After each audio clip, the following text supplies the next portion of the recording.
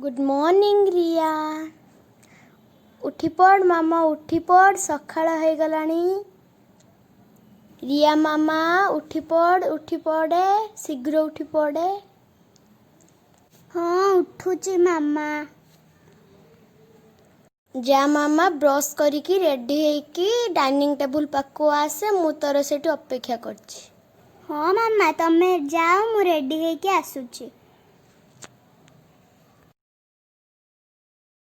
मामा मु आसी गली।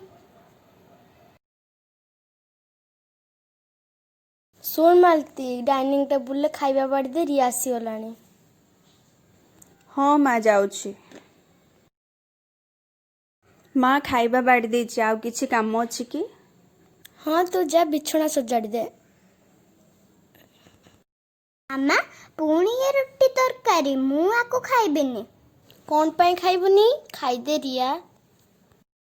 ना मते एगुड़ा भल लाଗୁନି, मु खाइबिनी।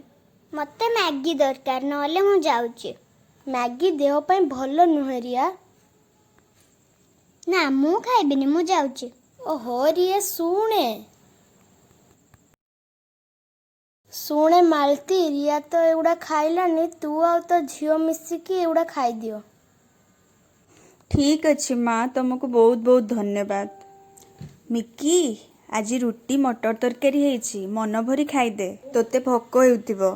हाँ माँ मु आज बहुत खुशी, केते दिन परे मटर तरकारी खाइया पाई मिलिला।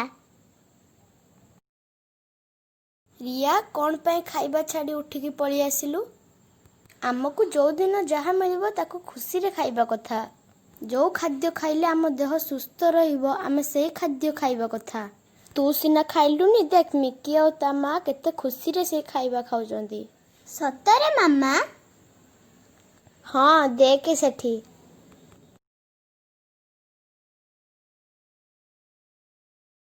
मामा मिकी को कौन सही खाइबा भल लागुची? सी एते खुशी रे खाउची। हाँ तू निजे जाई ताको पचार। मिकी तते कौन एगुड़ा खाइबा पाई भल लागुची? मते तो जमा भल लागे नहीं। हाँ मते तो बहुत भल लागुची। बहुत दिन परे आज मु रुटी तरकारी सांगरे खाउची। मो माँ लोकंक घरे काम करी मो पाई बड़क खाइबा नहीं कि आसे। केबे केबे आमको खाइबा न मिलले आमे भोकरे सोई पड़ू। सतरे मिकी तो कथा सुने मते बहुत दुख लागुची। मु आउ केबे भी खाइबा नष्ट करिबिनी। जो दिन जहाँ मिलिबो मु खुशी रे खाइबी। पाखरु आज मु बहुत भल कथा सिखिली।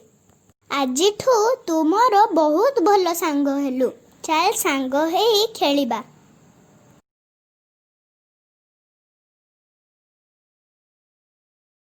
अरे रिया मिकी एठी बसी कौन करचो?